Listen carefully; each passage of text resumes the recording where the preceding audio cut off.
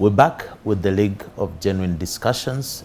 We take a break every month with our guest of the month.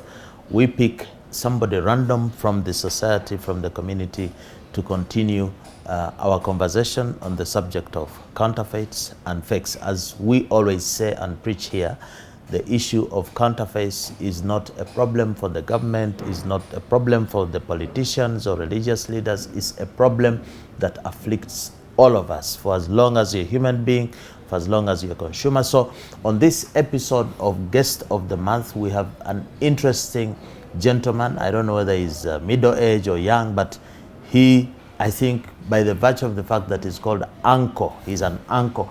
Uncle Mo, welcome to the show. I'm very happy to be here. I'm glad to finally meet. You know, when we spoke earlier, I was saying, I've been meeting you in the papers.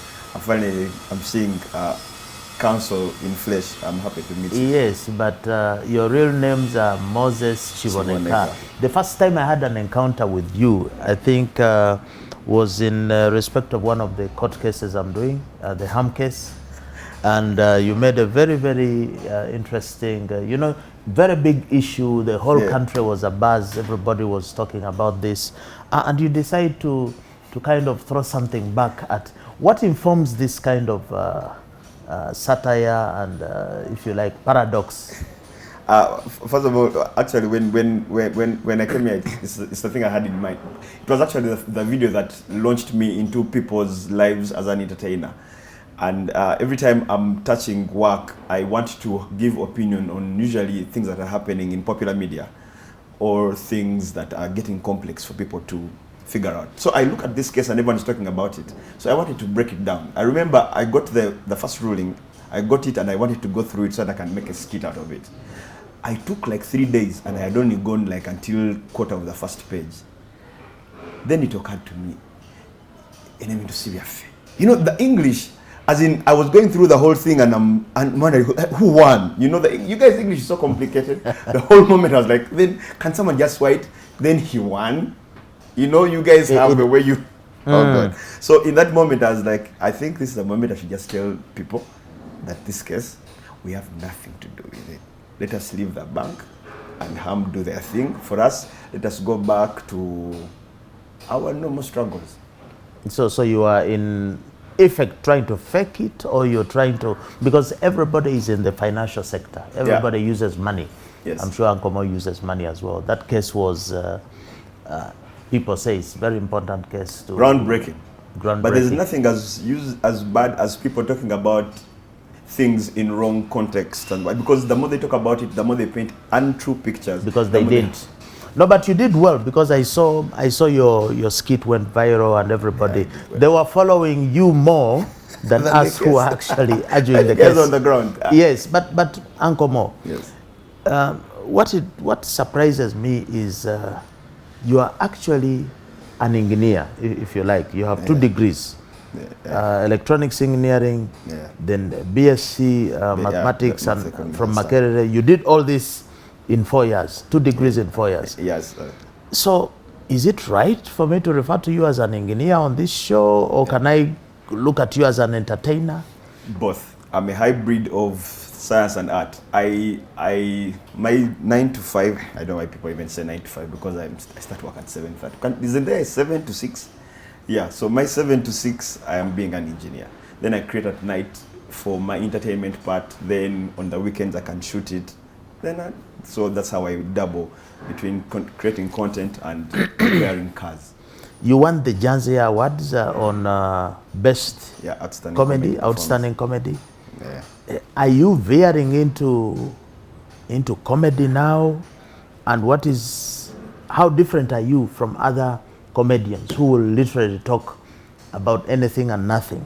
For you appear to have a little intellect in what you're doing. How different are you? Thank you very much, but I will. He didn't say that. You guys also have intellect. But anyway, I think I am held in my lane by my background. I have to own up to things like where I come from. My parents are going to watch this. My people I went to school with are going to watch this. I have to stand up and be counted as an educated person. That's one. And I want to do something that adds value to people. I'll tell you this, Council. I'm doing this to have as much influence as I can that is positive on people's lives. I'm going to make fun, yes, but somewhere there's going to be information, and somewhere there I'm going to make you feel better at the end of your day. But this is in media, so it easily goes all over the place. So it's easy for people to even think, I don't repair cars anymore. So I'm not really even going away from my garage work. Just that the media work I'm doing spreads wilder than if I changed the brakes of your car. Only you will know about it. But it took 4 hours to do, or 3 hours. Shooting a skit, my skits are 5 minutes. But they will be remembered for a much longer time than if I overhaul the engine of your car, which has taken me 3 days. So yeah, I still do both, just that both sound different when it comes to the media space. And how are you different from the other comedians? Because everybody wants to be a comedian, it seems. Everyone, that is very true. Because that's where I also started from. I was like, I also want to be like that. Because the people I used to look up to in media that were comedians, and I'm like, if I had a show, I would be like Jay Leno, I would be like Jon Stewart. Yeah, what sets me apart is I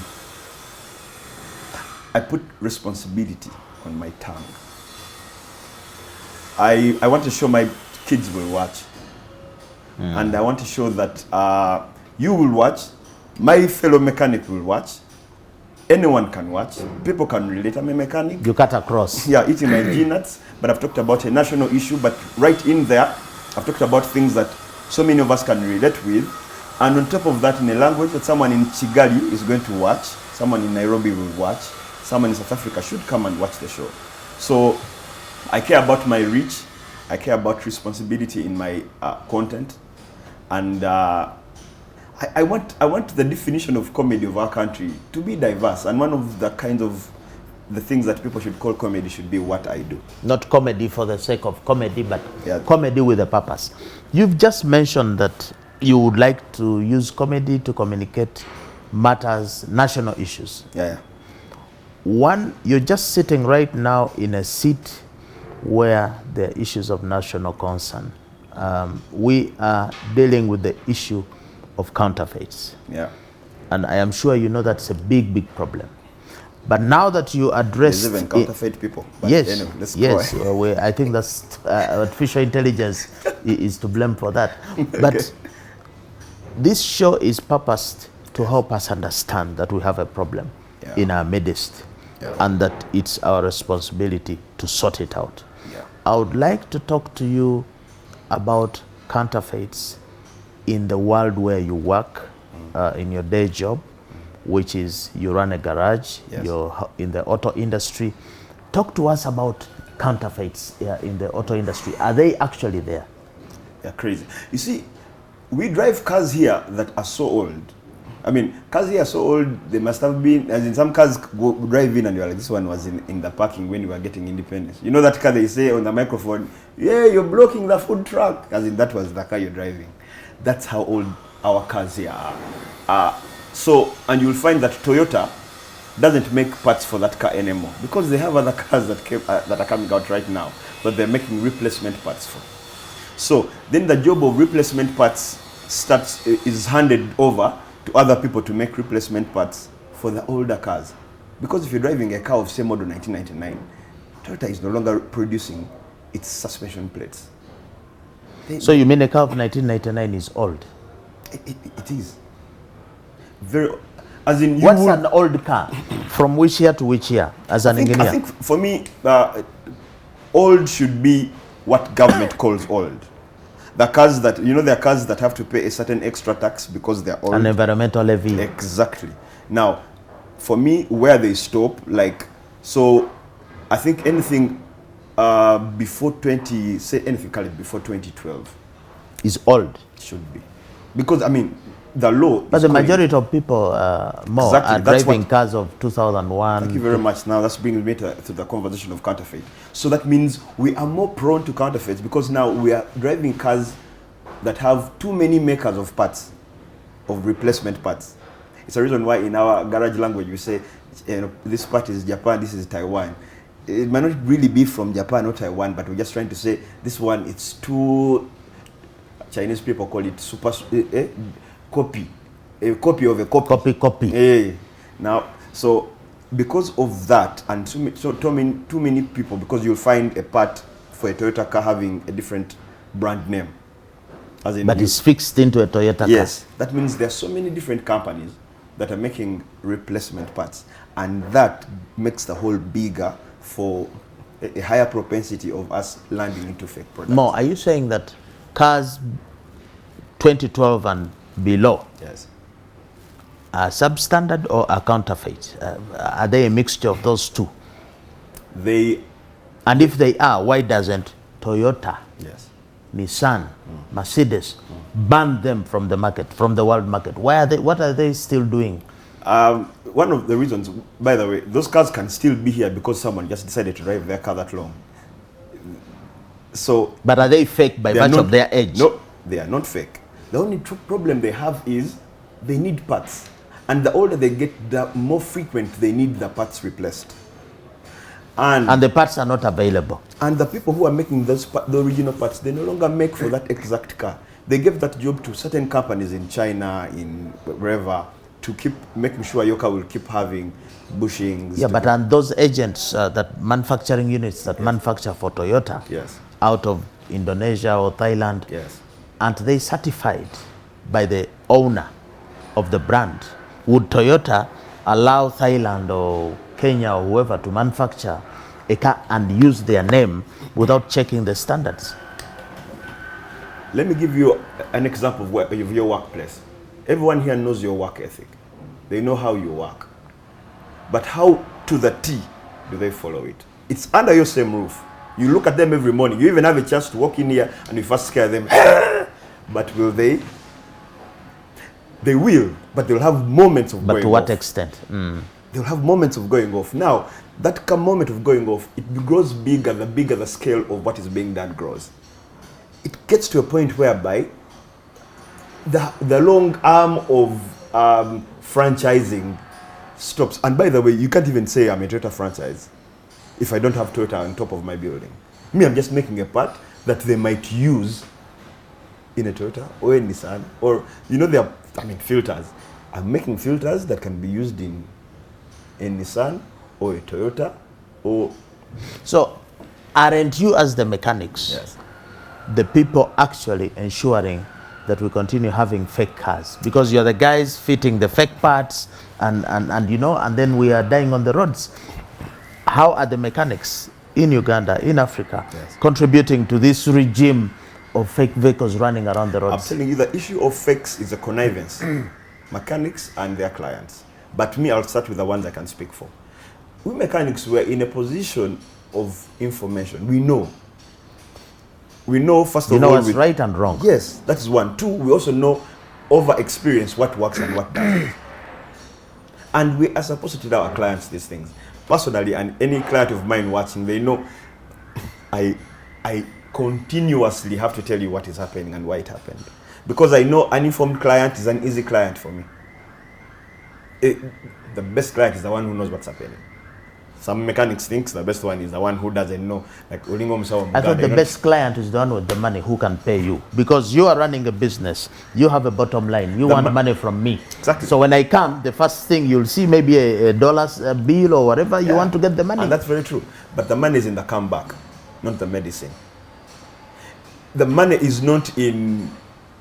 The money, any business person's money is in the fact that you will come back here.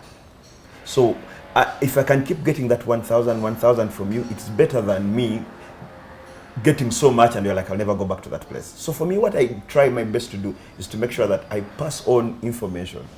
So why I'm saying mechanics are dropping the ball. We're not telling people the right things about what a counterfeit part is. And me, I get to a point of even telling a client, we're not going to fix the car. You look for the money and come back. Or go somewhere else. It won't be me that put the part in the car. I know you're going to speak about the car oils that we use, but talk a bit in this segment about the parts. What are the most faked parts that get into our cars? And which the consumers or the customers are ignoring? What are the most faked parts? The parts that are most ignored, the parts that change often because of our roads, you're going to change more of your suspension parts. Suspension parts are the shock absorbers, the bushings, the parts that make the car be on the road so that you can move. Being that we have bad roads and stuff, we keep changing those ones quite often. So the ones we change often are the ones that the people that are faking keep making too many of because they know. So which the suspension parts, that's the bushings, those are the rubbers down there that make sure your car doesn't feel like a war is about to start. They're the ones that are going to be faked the most because we change them quite frequently. But for me, the most important faked part, oil, lubricants. We need to take a break. We are having our guest of the month, Uncle Mo. He is an entertainer, but his core competence is mechanical engineering. He's talking to us about the fakes in the auto industry. When we return, we shall continue our conversation. He'll be telling us more of those parts that are fake that we are allowing to get into the cars and harming ourselves eventually.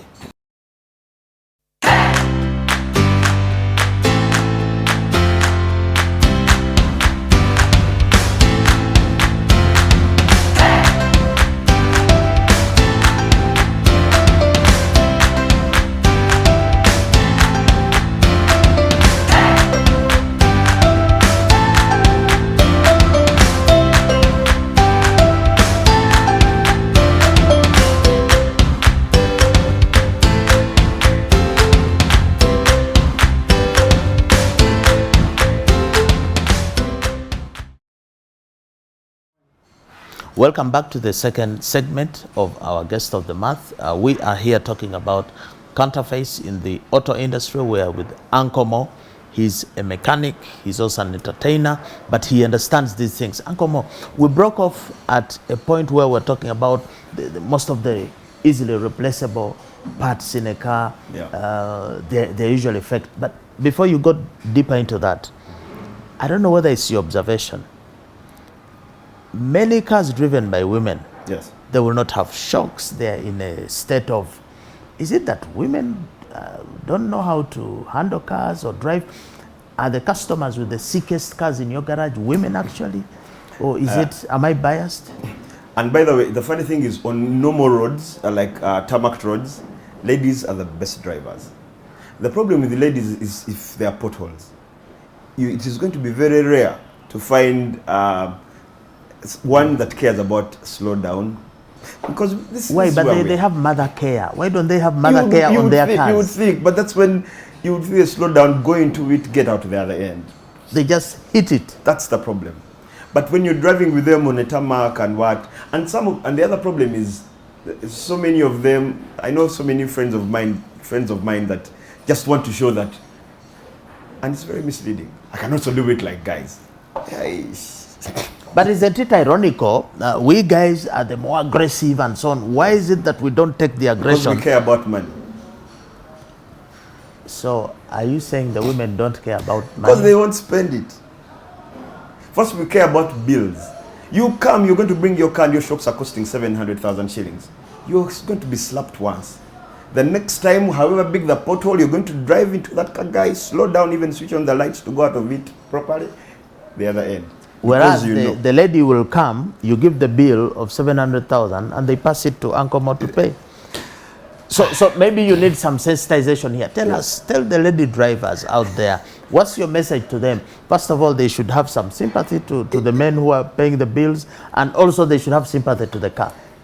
Please, and you see, the funny thing is, when they look at the bill, like, and they say it every time they come to the garage, I'm glad I'm not the one paying this. I'm like, what? Maybe we should, since there should be equality, I don't know, that's a conversation for another day. I was trying to avoid it. There is a report issued by some years ago by the World Bank, Ministry of Transport, Uganda Police. Yes. And it says that a lot of the fatal accidents, we lose about 3,000, 4,000 people a year in Uganda because of motor accidents. Yes. The causes of these motor accidents, 95% of the reason is the condition of the car. Okay? Not the driving permit, no, the condition of the car. Yes. And a lot of police investigations have revealed that at the scene of crime, there was a challenge. There were tire marks and the car was skidding, meaning there's something to do with the brakes. Yes. Tell me, do we have fake brakes on the market? How bad is the situation? I'm sorry to first take you back a bit. We have a fake report. Let me tell you about this. Because if I find skid marks on the road, that means there's chances the car was trying to stop. That's what it means. Because if the car wasn't trying to stop, there are no skids. It falls off the road. So what do we have? You see, the machine is more predictable than the human being. The human being is excitable. The human being is going to react, like I said earlier in the show, that we always wish away the counterfeit human being. Who makes the report in this case? Or even who even drives the car. Because in there are so many moments, and every driver out there knows that there's so many moments you've gotten into a bend and you're like, I have survived that one. I should never do that again. Now, so many people don't get to survive that moment. So why is the skidding there? Is it because the brakes are fake or not? Two things. A car can skid because of the parts not being... so there's bad parts. I don't want to wish that away. But I don't want to think that we should maybe in that moment throw so much blame on the bad parts for the accidents in this case. The accidents for me, I find, we should understand our old cars. So we should remember that we have so much control over the parts we have than the parts have control over us. Let me explain that. There's some decisions we have made that have led these things to happen to us. We as drivers. Yes. But going back to our conversation, the truth is, and not so many people will know a bad brake master cylinder. It's the biggest cause of accidents when it comes to braking. No one. People know about brakes, yes. They'll even say, I put new brakes yesterday. But they'll say, this is Japan, this is Taiwan. But the brakes to work, the cylinder must do certain laws of pressure so that they hold your car. So the brakes might be there, but there's no pressure to hold the car to stop. So it's not enough to have good brake pads. No. It's a whole system. It's a whole system. It is a whole But we system. don't replace the cylinders, we replace the pads. Most times people replace the pads. They're like, I put pads, but the car is not stopping. The agility, I'm not feeling it. But it's because it's not, the cylinder probably has fake seals. The brake fluid is just flowing through when it was supposed to. So what you're saying that in effect, the cars we have on the roads in Uganda, in Africa, are killer machines, potentially. Every car is. And actually, they get us to where we are going by accident. They're supposed to kill us. We are lucky we arrived. Okay, but they shouldn't. They shouldn't. But so many decisions we make turn them into what you've said. There's no car that has ever woken up and left you sleeping. And it's like, let me go change these brakes. It was you. And let me tell you, we even tell our clients that these brakes say cost 250,000. And our very clients twist our arm to put a fake price. Like, no, I have a guy who has them at 70. And we even tell you that the reason why these ones cost 250 and those ones cost 70,000. Like, of course, everyone. My brother fixed it for this, and the guy is moving. And the guy went to a wedding and came back. We came back, we're even here. So, people want like heroin. People want that fix so bad. Knowingly or unknowingly, Uncle Mo, on this show, yes, we have an acronym called Dankani, which describes the drivers of counterfeits. You can see it there. Which one of those drivers you think is the most potent, is the one that is making your customers fall in love with the fake brakes and the fake parts so much? Which is the biggest driver there? The biggest driver, I think, for me is going to be depreciation. Because unlike human beings, parts always will look similar. Mostly if you don't have the original one nearby. I've been at Toyota and they try to at least put the fake one and the original one so that you can find the difference. But if you just found one, you wouldn't know. I mean, you're a lawyer. How would you know how a bad oil filter looks like inside? There are even mechanics who don't know. There are mechanics who have never cut a cross-section of it. Even in our business, can you tell a fake lawyer from a genuine one? Yes, if we're all putting on suits. English. Just English. We're like, man, these guys are speaking, probably they are lawyers. Uncle Mo, differentiation you think is a big issue. But you mentioned before the break yes, that we have even bigger problems in oil. We have some oils that we have bought in the store. Yeah. I'll ask that we get some of them. Point out this issue of differentiation, how bad it is, why it is extremely difficult for a driver to differentiate. I don't even know whether you can tell, let's have some more, whether you can tell which is genuine. I think that's enough. Yeah. Can we have even the small one? All these oils. The biggest driver of counterfeits is these seals. A seal has a certain show it to the camera. These seals, these ones. There's a way they feel. They look like they spell genuine.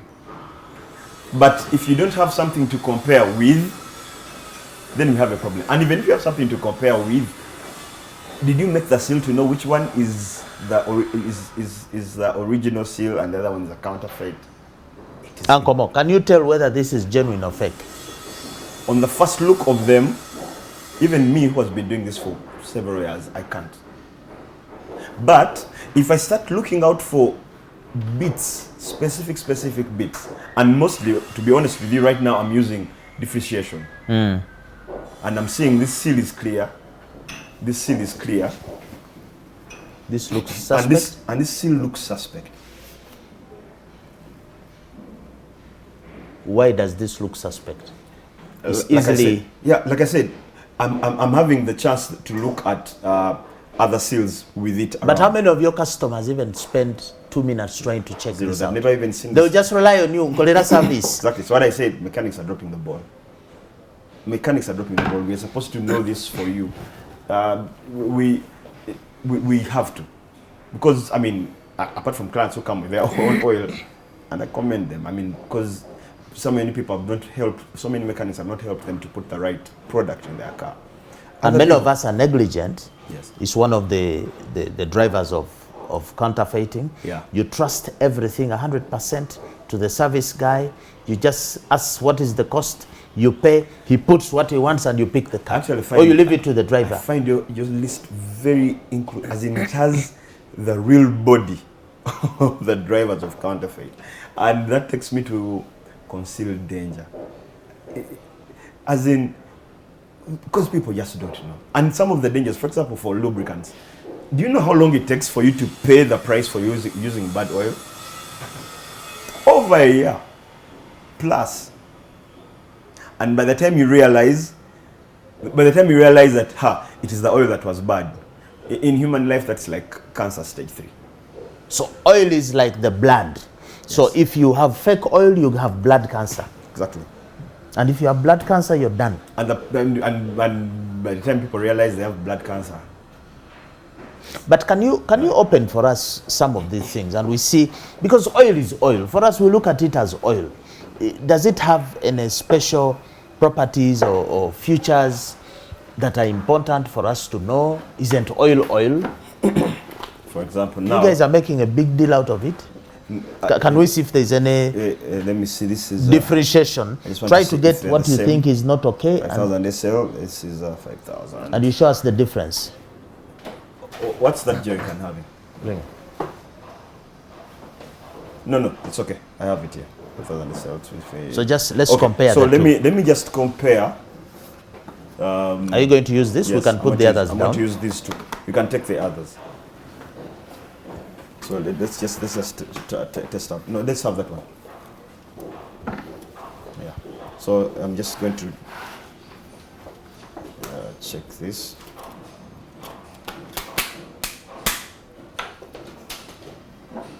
So this is an engine oil. Yeah. When we go for service, this is what we should be.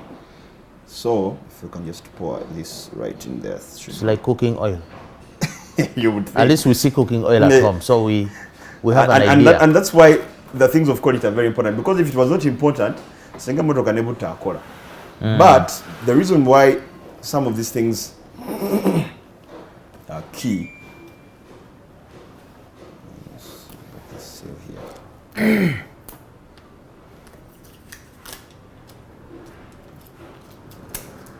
So the containers look the same. Yeah.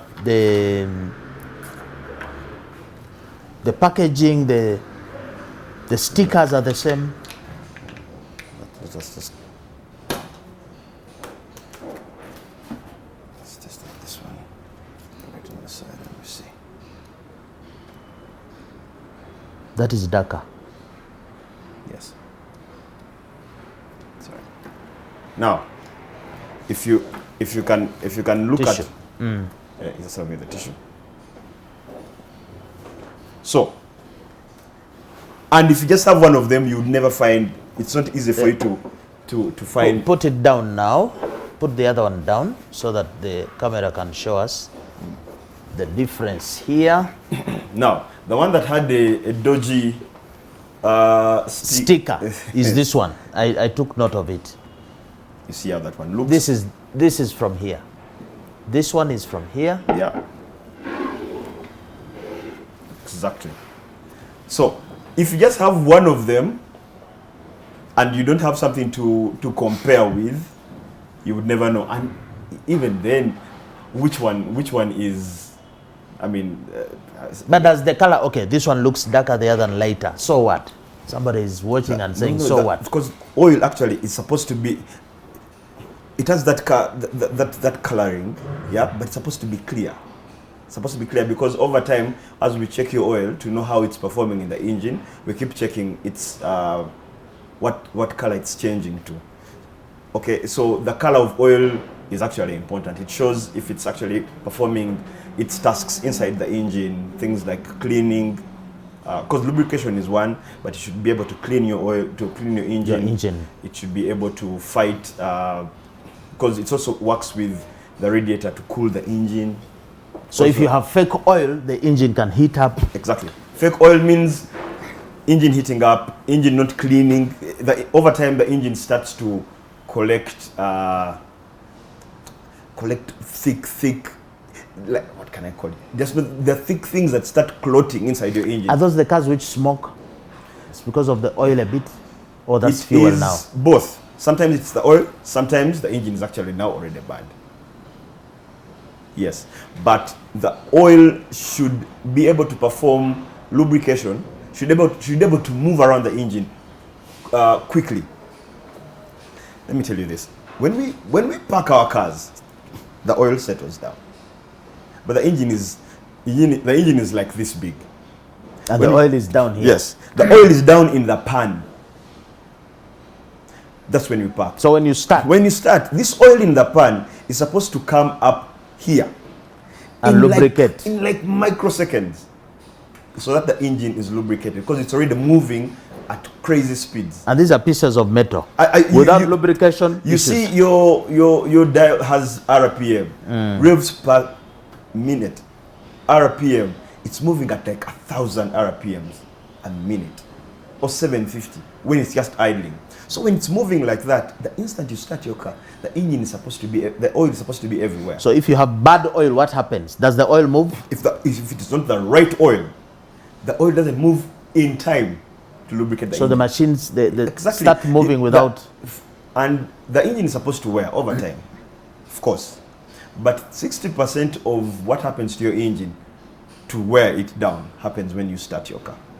So how do you minimize that? Have the right lubricant. The right lubricant is supposed to be from, it's supposed to be informed from the year your car was made. It's also important. So if you put the wrong grade or fake grade of oil, it won't pass through the oilways well. It won't be in the right places at the right time. It won't cool your engine. It won't clean your engine. And you'll have an engine that makes so much noise. But why don't you tell this to your customers? You guys are selfish with your information. I've done this. And somebody still insists that it's okay. Give me the people who are, because maybe my hand has not been long enough, my arm has not been long enough to reach and touch everyone with this information. And I hope the people I'm working with, okay, we'll get back on board with them, because I had worked with them, it was just a campaign for about 3 months. So maybe when we get back to the conversation, this is something I want to spread as much as, because the price you pay for bad oil is not compared to the price you pay for a bad bush for your suspension. Bad oil you pay with it. It kills the engine and kills you. So is there a relationship between the motor accidents we have every year? Is there something to do with oil, you think? Me, I think there's more. Because the problems you're having are across. You're spending more money that you shouldn't spend, that you'd have spent on your livelihood, on the livelihood of your family. Now you have to buy an engine of 6 million. The engine is not firing up the hill. The engine is going. What are the engine parts that collapse or get spoiled because of the oil, which we keep replacing?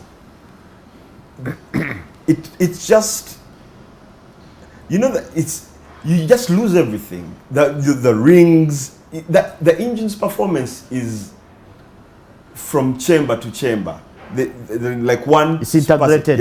One passes the energy to the other to pass the energy to the other. So if there's nothing like, let us just change one part of the engine. When you're doing overhaul, we're changing everything. But Uncle Mo, you've been in this, you've been an engineer since what, 15 years now or more? How come we have such dangerous oils on the market? Who is not doing their work? The mechanics, the regulators, some people think this is an oil curse. How come we have this? No, for me, I say we can have this. But the consumer is really the one who's going to say no through their mechanic. Because there's no way we are going to ever stop fakes being on the market. We just have to stop supporting them. We can't. The consumers. Yeah, because the regulators are not present enough to stop them from coming. But they clear these products to come onto the market. Exactly. These fake products also pay taxes. So the only chance we have is to say, for example, I know that at where I work, we don't do it. So if we can just turn one garage at a time, because that's where the service of these cars is going to be done, and we will clean the market. In Dankane, we have affordability as a driver of counterfeits. Yeah. Do you think our poverty, real or otherwise, is an excuse to use bad engine oil? The biggest lie in this country is our middle class. The middle class is such a fake that they have money, but they want to pretend they don't have money, or they don't even spend it. They don't want to spend it. People are not buying things because they can't afford. They're just fickle. Yeah, they just don't want to spend the money. They're like, I'll spend much less and get the same thing. We are that, not because we are broke. We are just... No, it's because we are trying to save. We are stubborn. They would argue. I'm telling you, we don't save on other things. There are things we actually spend that money on. But when we come to the garage or other things that we actually should be caring about, because they're going to take more money if we make mistakes over them, we don't spend the money. But we spend lavishly, for example, on barriers. Somebody who dies. You find a person is wearing a waterproof watch of 2 million, but they will never even swim. We need to take a break. We are with Uncle Mo. He's our guest of the month. He's an entertainer and engineer, but we're talking about fakes in the oils. And he is saying we need to be using the right oils for our cars. We need to take a break.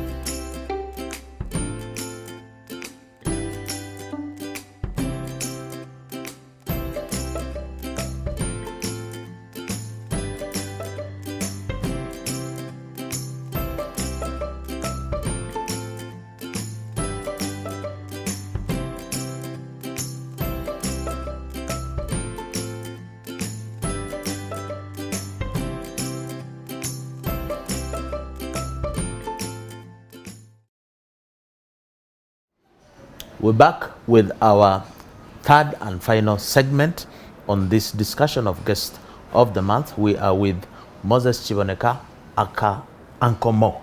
Uncle Mo, you were explaining that differentiation is a big issue.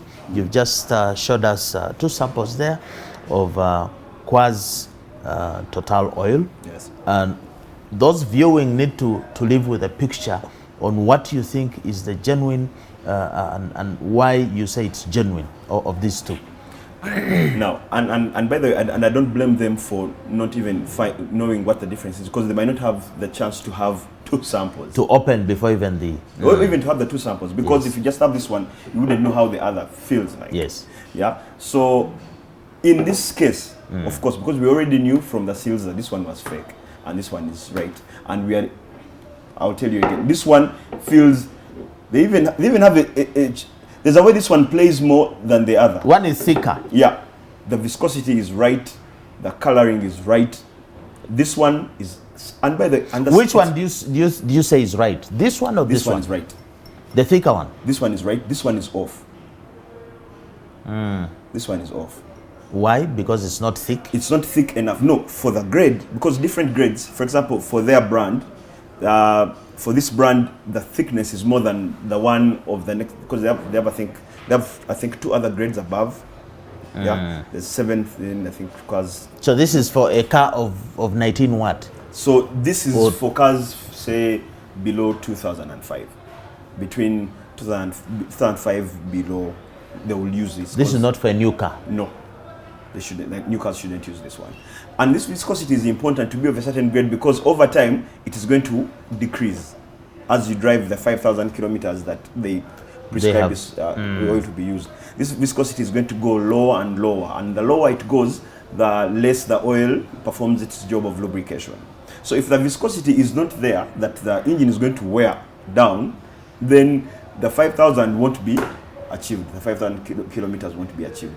The engine is going to lose power much earlier. And for you, waiting for 5K. How is the other fake one? Okay, you're saying the other one could be fake. Yes. Because Total is a reputable company. Yes. They make premium products. Yes. So how come we have a lookalike on the market? Who is making it? Is it the used oil? Where do you guys put the used oil? Because used oil, after we service even used oil can't look like this. This is clean. It's very clean. Dark. It is dark.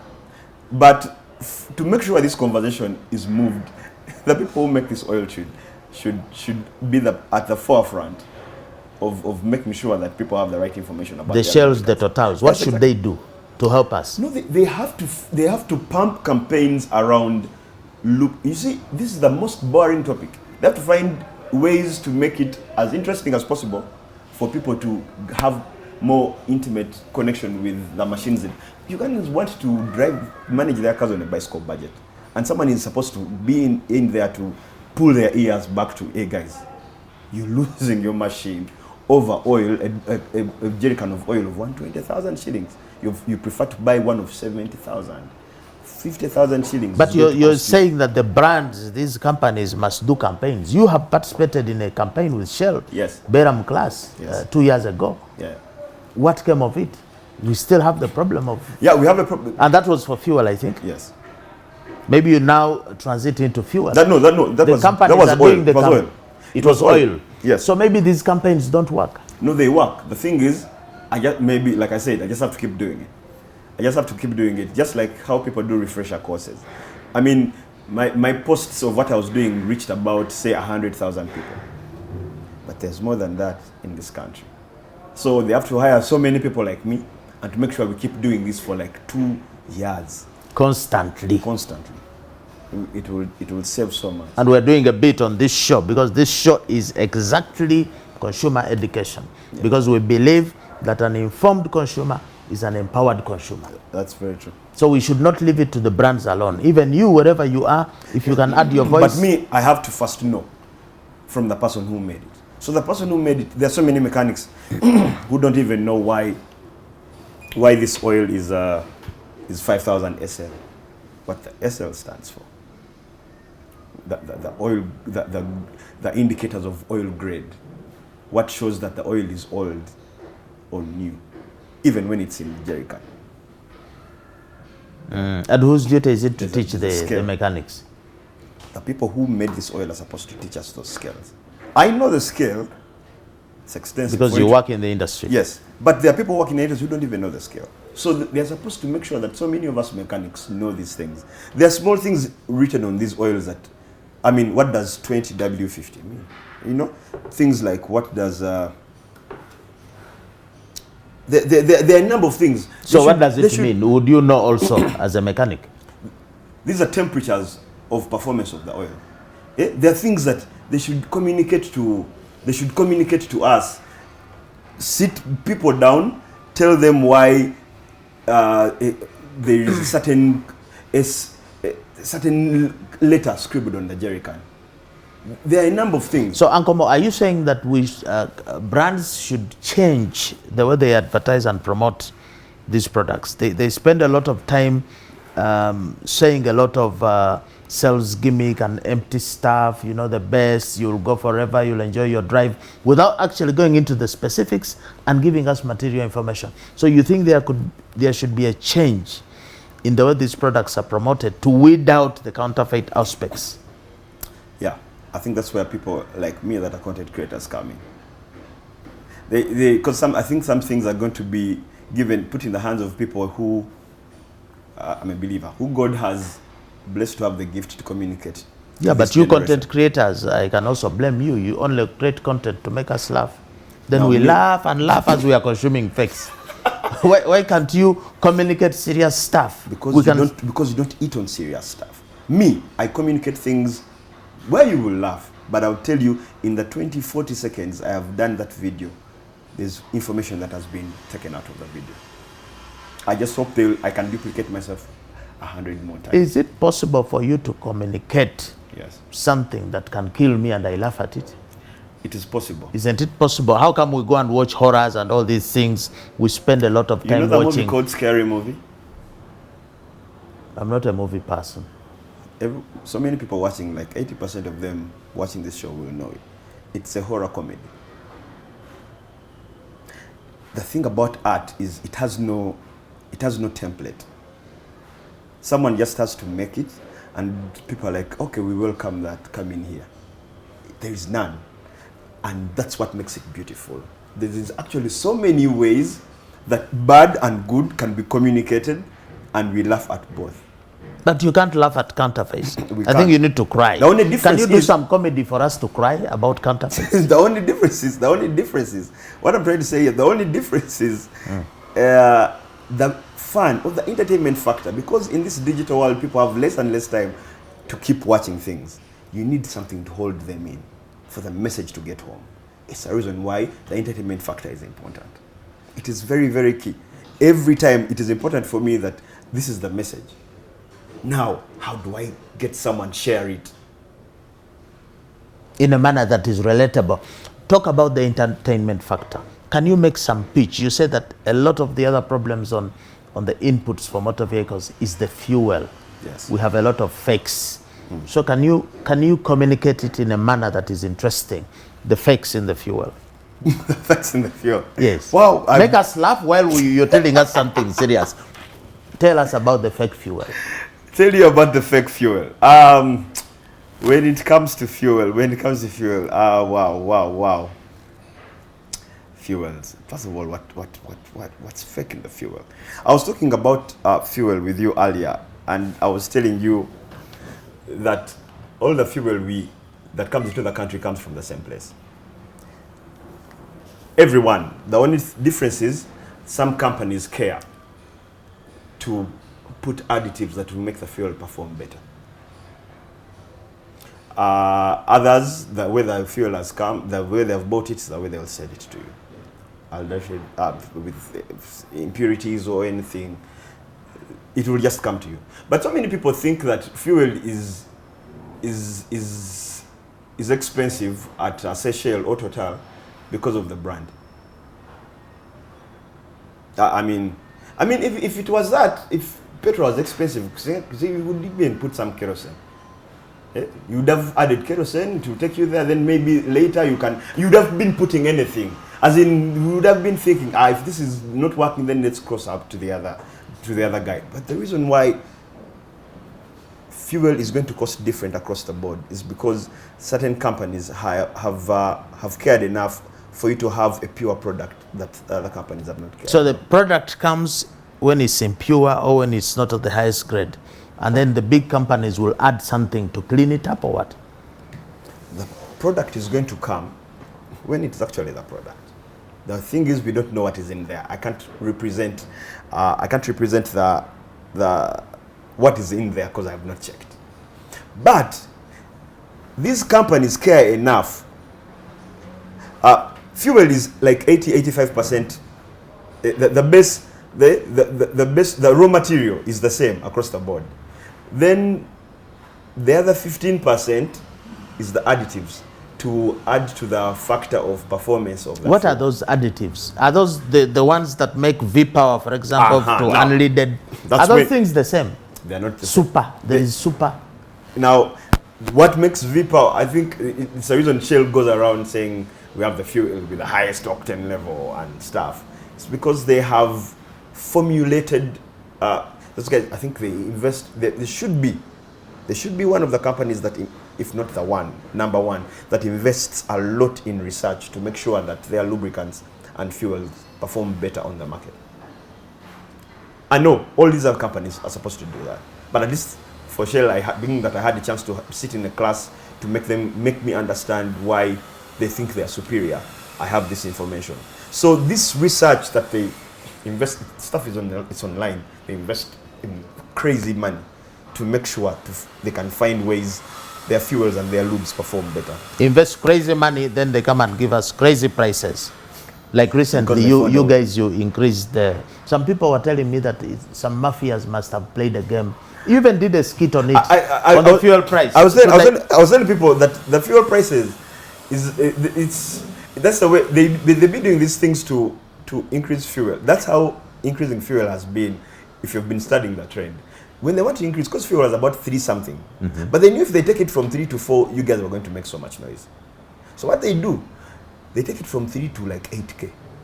They create a scarcity. I hear COVID, I hear this. Well, yeah, you start. So that was all a drama. Was it a comedy? Those trucks we were seeing lining up at the border, 10 kilometers. Was that? Then they cut the 8 to 5K. Yes. And we are happy. And we are relieved. Oh, at long last, our prayers have worked. And it's going to be 5K forever. Until the next thing that will shoot it to 10K. Yeah, so that's why some people think that there is only a profit motive. Sometimes in all these things we are talking, the consumer thinks it's a profit motive. These guys who say they are going to give us a good product, I don't know, they have added this and this. Yes. It is actually a mission to kill. But the Total and Shell were the ones that tried to manage their prices when everyone was. I give it to them. They actually tried not to. No, but from a consumer protection perspective, yes. I mean, how do we? If now the supply is resumed to normal, why don't we get back to the normal prices? Is that faking as well? I think it is. I think it is, but well, we are here in a free economy. We are free to loot and pay for whatever it is. But back to the fuel again. So you think that these single pumps, because we have the Shells, the Totals, they are doing, they invest massively to ensure they meet environmental standards, the experience for the. But then you have the single pump as well. I don't even know how these guys get licensed. And they're selling their fuel at maybe 10, 20, 30% cheaper than the established guy. Yeah. How is this possible? Does the fuel come from somewhere? I think it's possible. Is it genuine fuel? There are so many moments where people have, you find a tank on the road and people are taking some fuel in jerry cans to, I think it is spill-offs and what. That's where these guys, or black market purchases and stuff, I think that's where they get their fuel. But I want to tell anyone that has a car in the region of, say, 2003 and above, what are you doing with that kind of fuel, man? You don't know what you're taking. The truth is, sometimes it might even be good, sometimes it's bad. Just that for them, they have their black market. But how are they able to return a lower price than the genuine dealer who has probably economies of scale. He gets large quantities and can be able to get a discount. Their costs of production are much lower. The way they got that fuel, probably they don't have certain certifications. Probably they are selling for someone who banged a deal. There's Stolen, smuggled fuel, all that stuff. Yeah. Before we leave this, I know that one of the factors that is promoting the fake lubes, fake oils, is that you guys, the mechanics, after servicing the car, I have bought my Total Quaz, you sell the empty to the fakers and they put back the fake. We customers never go with this empty. What is the disposal system for these empties that is there and which should be there? No, in terms of reuse. Yes, but environmentally, as I've been an environmental ambassador with NEMA, there's what they call the 3 R's. I think that is okay. The whole thing of they really ask people to reuse these things because these are plastics. There's a bigger story. There's a bigger story. We after the oil has been used, then there is Mother Nature. So the truth is, there has to be a system that these jerrycans can be taken back and so when I buy the fuel, should I take it home? Should I take? Is there a place I can? No, for us, at least I can speak for where I work. We stockpile these things to prepare them to be taken to a plastics place so that they can be reused. But of course, in other places, people will take them downtown maybe and then start to repackage other lubricants in here to masquerade as Shell or Total oil. Yeah, that happens. But I can't really even point a finger, but I want to tell people out there that it actually happens. So it is important that your garage, like I've told you, that sometimes even myself with just one jerrycan in my hand, I may not even see the fake superficially. I may miss the fake as well. But I just have to know that there's a place I'm supposed to get my lubes from, and I never change from it. Because I'll pay for it. Like I told you, my money is on your comeback. I make money when you return. So if I'm going to go away from my trusted source of lubricants, then I'm risking my relationship with the client. So yeah, we are going to close, but Uncle Mo, as an engineer, seriously, are you guys serious? The Ugandan or African engineers, they cannot make anything. You can't invent anything. You're just there. Is it engineers part of comedy or they are real guys? Why don't you make something? There's a saying, I don't know if I can say it right, but they say we are who we are because we are standing on shoulders of giants.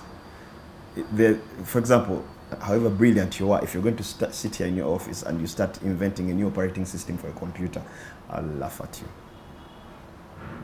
Yet what is already... But the Asians are inventing things. Yeah.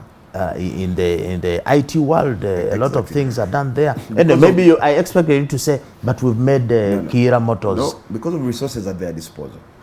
But with the resources at our disposal, we are starting with the smaller things. And by the way, we have oil here. So the possibilities are now limitless. Probably you are waiting for the oil from Hoima to start thinking. Like I'm saying, the resources at their disposal. There are things at their disposal that make them do things the way they do them. Do you agree the biggest resources up here? That's true. So do you up here, the engineers, something? However smart you are, if there's no tool to utilize that, you know, if you tell me there's gold down here and there's no way we're going to reach it, that gold down there is just gold down there. Gold down there. So we shall remain the way we are with our engineers? No, our resources are coming together. The things and resources at our disposal are coming together every year. We're getting funding, we're getting people that believe in our craft, we're getting material, we are getting investors and stuff. And it's Africa, or maybe because you African engineers don't believe in yourselves. There are so many guys that believe, but you see, not everyone feels like that. There are going to be some of us, I even put myself, but there's going to be people that are going to stand up there and be like, yeah, that guy is Ugandan.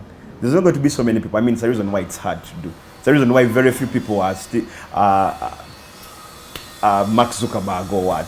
There's only one Mark, you know. It's because so many people are going to take the matters into their own hands and become those things. Uncle Mo, as an engineer, you're going to take matters into your hands, so we are expecting some oil, lubricants, fuel, whatever, made Yes. of Uganda by Ugandan engineers. Okay, so Uncle Mo, thanks so much, but we need you to give us a special message. The year has run so fast, Yeah. and we are getting into, the first quarter is done. What is your message to the people listening to you, watching you, with regard to this subject of counterfeits? What should they do? Coming to the drivers of counterfeits, I want to stick with affordability. And that's the biggest message I want to, because it's the biggest war we have with users of things. People should know every day. And the reason why expensive things become expensive, why they're sold expensively. Or cheap things become expensive. No, first, why the expensive things cost that much. It's because of how they realize the cheap things work. My red card as an MC is more informed by my competition. I can be at a wedding and I see the MC and I'm just a guest and I'm thinking, I will never decrease my cost, because if this is what I'm competing with, then I'll never cut it. So that's the reason why some things cost the way they cost. So I want to tell the people watching that cheap is the most expensive thing you'll ever buy. That's it.